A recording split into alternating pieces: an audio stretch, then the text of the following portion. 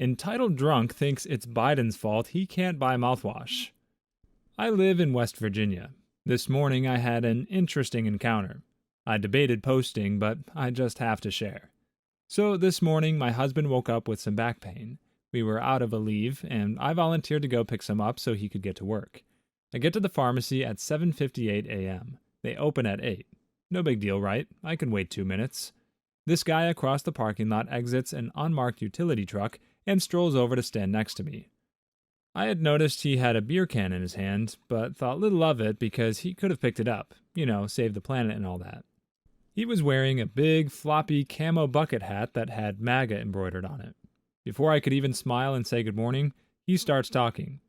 "I've been here for 15 minutes, and they can't unlock the door for me. I can't clock in until I get mouthwash." Then he chugs the rest of the beer. I didn't even get to respond when he starts again. "If Trump was still president, they would have let me in. This is BS." I just couldn't. Since when does a political affiliation entitle one to special privileges, such as having a store open early just for them? It was way too early for that crap, and thankfully the manager unlocked the doors and apologized for the late opening. It was 8:02. The manager was super nice and asked if I needed help. And before I could respond, Mr. MAGA said, "I'll report you and own this company if you sell that little girl one of those abortion pills. She looks to be about 7 months pregnant." I lost my mind on this dude.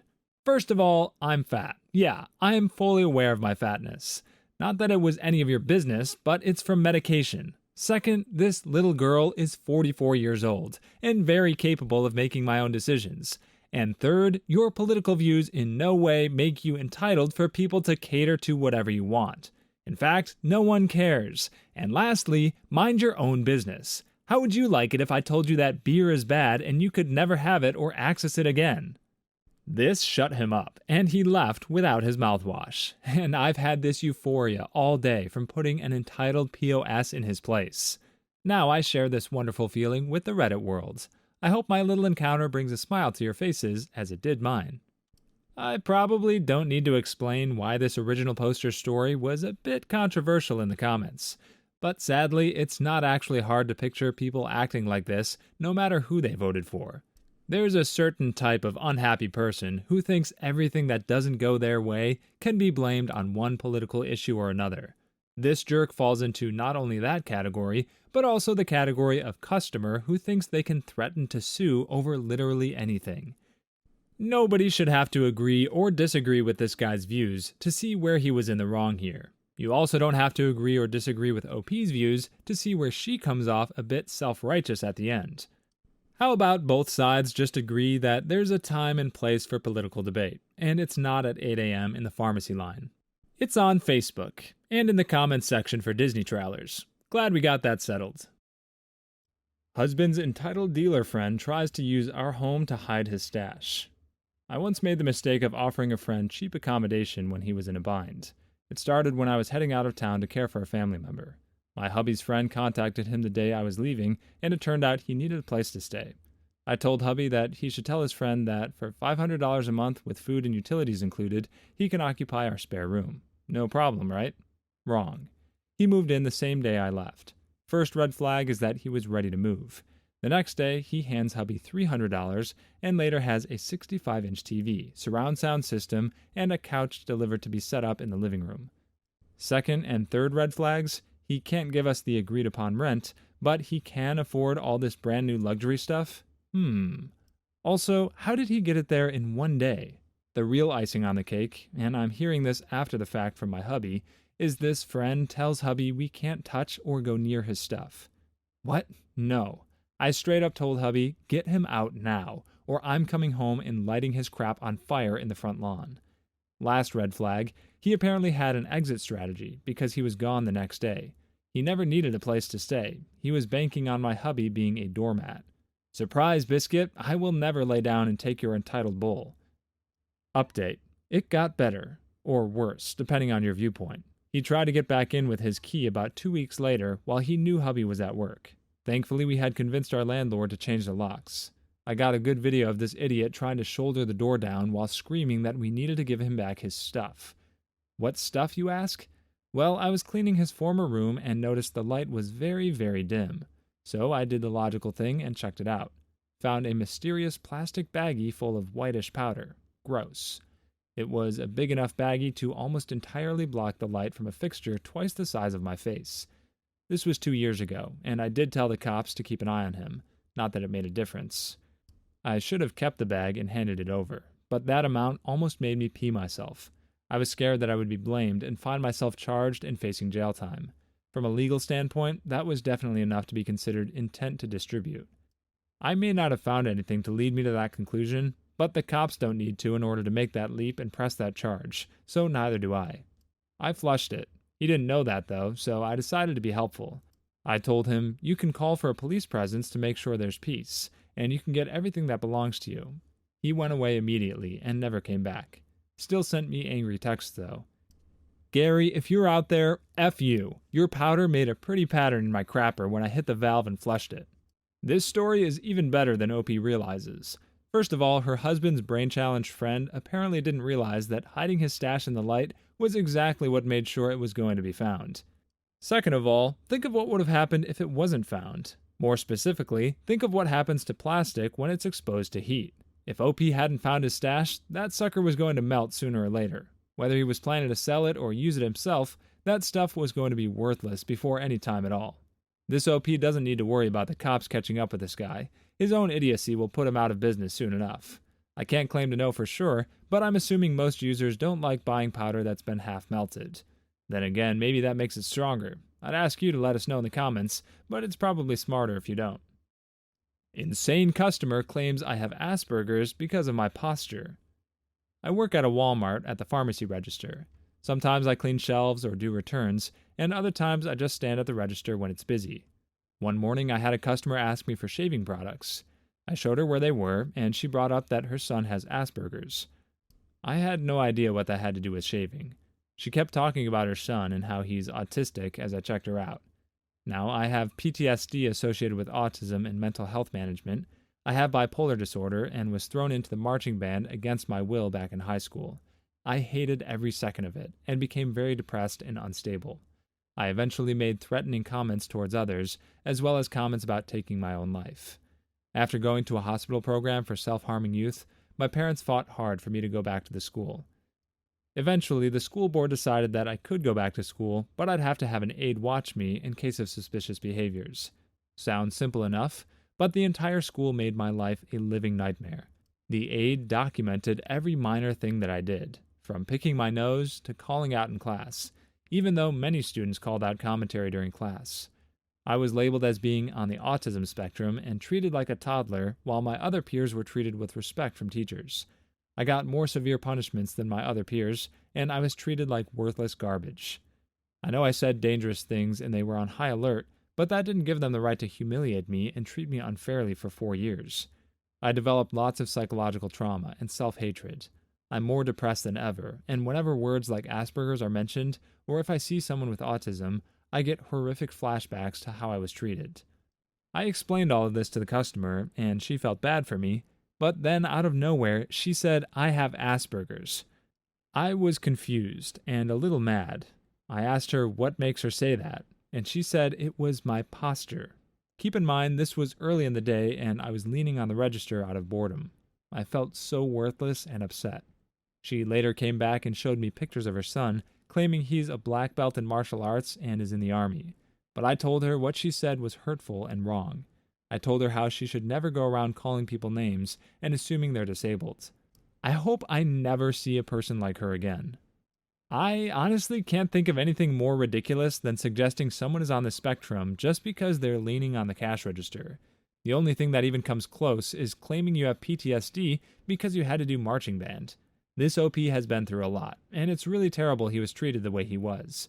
But it's also pretty common for kids who threaten other students to be watched more closely and punished more severely. It won't feel fair to the person who's living it, but it will feel fair to the students whose safety was threatened by someone who's still allowed to attend their school. One person pointed out that the woman probably wasn't trying to be insulting. It definitely sounds like she just wanted to feel like her son could relate to somebody. She might have crossed a line, but it seems harsh to suggest that makes her a bad person. If we can feel sympathy for a bipolar kid lashing out and threatening others while they're struggling, surely we can sympathize with a woman who tried to connect with someone and went the wrong way about it. But this is a really touchy subject, so it's worth discussing. Do you think this woman crossed the line? Let us know your thoughts about this situation in the comments. Narcissistic deadbeat dad is angry I took his joy out of my pregnancy. I had my daughter in late June. Smooth delivery overall. My boyfriend and I didn't have visitors in the hospital because we were only there for 2 days, and our phones were on Do Not Disturb during labor and delivery. Everyone on both sides were pretty supportive of us, except my dear old dad and his wife. They were unsupportive to the point that my daughter was 3 weeks old and I hadn't heard a word from him after I'd given birth. I was upset because he's my dad. Why wasn't he checking up on me or my kids? So I texted him and his wife, letting them know that I was upset and disappointed that I didn't hear from them this whole time. Unfortunately, as expected, they blamed me. They said I took the joy from the experience. They said I had been keeping them out of the loop, and that I needed to keep the energy to myself because I was rude. I was so confused reading these text messages. For starters, I have no idea what joy he was talking about. The entire 9 months were horrific. I was high risk, depressed, in the ER every other week, and constantly in therapy, among other complications. He was aware of this, but I would get it if he didn't know about every ER visit. The issue wasn't why I was in there, but the fact I didn't tell him I was in there. I told them everything I felt they needed to know. That wasn't good enough. So then they would try to throw shade at my mom, believing she knew more or got to do more. Not true. The only person who knew everything was my boyfriend. This is our second child together. My dad didn't raise me and has barely been around my adult life. Yet he feels he is daddy of the year, which is weird. I respect him, but he hasn't done anything a father trying to get to know his daughter would do. I just visit him to spend time with my siblings. But even then, I feel like a stepchild, even though I'm his first child. Anyway, I went no contact because after I expressed my feelings to him, he responded by blaming me. Then, when I ignore his calls, his wife calls my boyfriend to play victim. What the heck? I don't like drama, and I just had a baby. This was the last straw for me. They never respect my boundaries. They belittle my feelings. They question my parenting. The list goes on and on. I had to go no contact because they feel entitled to my life, but do nothing for me. This story is a perfect example of the damage and confusion absent parents cause. This poor OP knows that her father is selfish. She knows that he was never really a father in the strict sense of the word. Yet it still hurt when he didn't call her because she still wants him to feel like a dad. Every kid who grows up with an absent parent can relate to what that feels like. And making the decision to cut her dad out of her life when she probably spent her whole childhood wishing he'd be a part of it couldn't have been easy. It's ridiculous that this guy came back into her life after years and tried to make her pregnancy all about himself, especially when he knew she was having health issues.